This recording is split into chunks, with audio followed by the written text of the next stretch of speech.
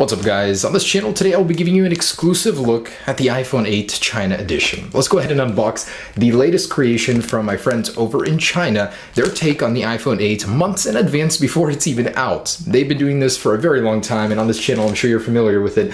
We've got reviews of the SE, 6, 6S, even the iPhone 7 and 7 Plus, and most recently the Galaxy S8 clone editions, and they're pretty good actually. I'd say one-to-one design-wise. It's the software that gives it away, but in any case, let's go ahead and see the Chinese version of the iPhone 8 and how it is. Alrighty guys, let's take a look at what these absolute madmen have done. They released a phone based on a product Apple hasn't even released yet.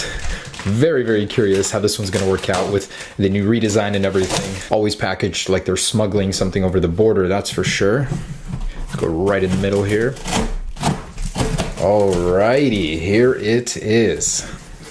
Ooh, nice. Product red iPhone 8. They even included a screen protector for a 4.7-inch iPhone. Alright, a little pointless there.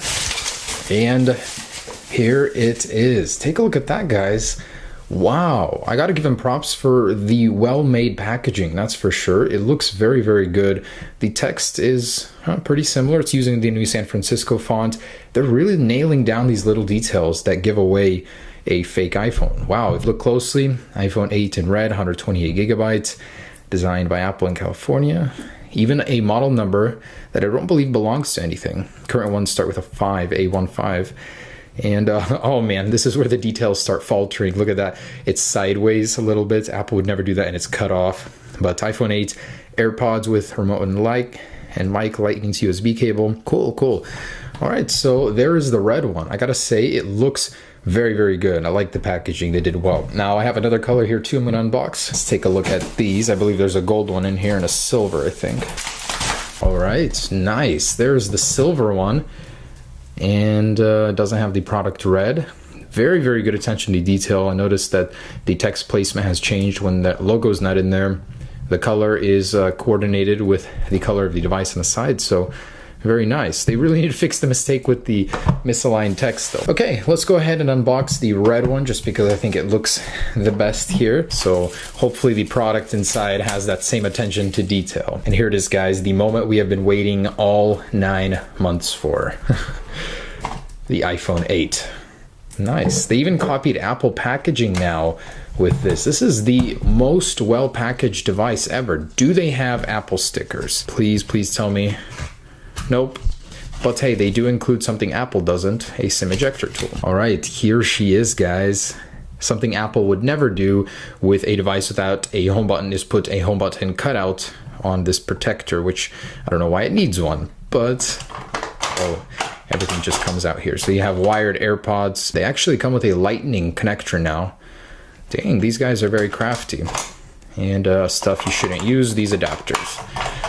Here's what we came for, or what I bought this for. The SK concept, not the Batman one from the Galaxy. And the front looks a little funky. Let's see what's going on here. Let me peel this off. Very interesting. A crazy difference from what we've heard before, that it would be a full screen display. It would be going all around and up top. Nope, this one has a little cutout that looks like it's rounded corners, but if you look very closely, it's a lot like the Galaxy one without the rounded corners. So funky looking on the front. Literally all they did was add a little bit of vinyl to the existing iPhone 7 design.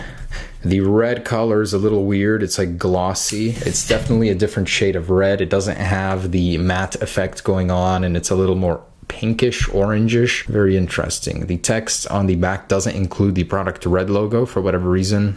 And as you can see, it's reflective in silver, just like the Apple logo. So little tiny details here that are different than the real thing. Camera lens, probably a dud in there, but pretty tiny, especially compared to the one-to-one specs. It's a little bit elongated, different looking, but they tried, I guess. Power button here and some sort of plastic around it. It's not as elongated as it should be. It's even smaller than the stock iPhone power button, which is interesting. So little tiny design differences here. Not even one-to-one with the real thing size-wise. It's tinier. Front too. So let's go ahead and power it on and see what's lurking underneath the surface of this phone, which bastardized version of iOS. They got the splash screen right, but immediately it's apparent that the display just isn't there. So if you're trying to spoof somebody and sell this to them under the guise of an iPhone 8, it's not gonna work. I mean, it's immediately apparent. And it is incredibly thin though for what it is. It's even thinner, I believe, than the official model. Yeah. Wow, so they got that right. All right, and here it is. Press home to open. Oh yeah, I just realized this has no home button. Oh, it does though. So it's a capacitive home button underneath this little border chin area over here. So it's not actually on the screen, but I gotta say it looks pretty good. The display is pretty sharp actually. It's wow, pretty fluid, I must say. Looks quite good. Unfortunately, it's not running a clone of iOS 11, which is what I was hoping it would. No sort of shortcuts here. Basically, whoa, what's going on there? Some sort of glitch. It's got assistive touch on. Let's go ahead and see what this thing is running. Pretty close. The font's a little bit off. 11.0.1. Whoa, that is so funny. Apple seems to have updated iOS 11 without us even knowing it, before the real one is even out. Interesting. 32 gigabytes, available 28 even. Cool. So pretty close here. It's got all the telltale signs, but I'm disappointed they didn't go and change all of the little things in iOS 11. They just made it seem like iOS 11. So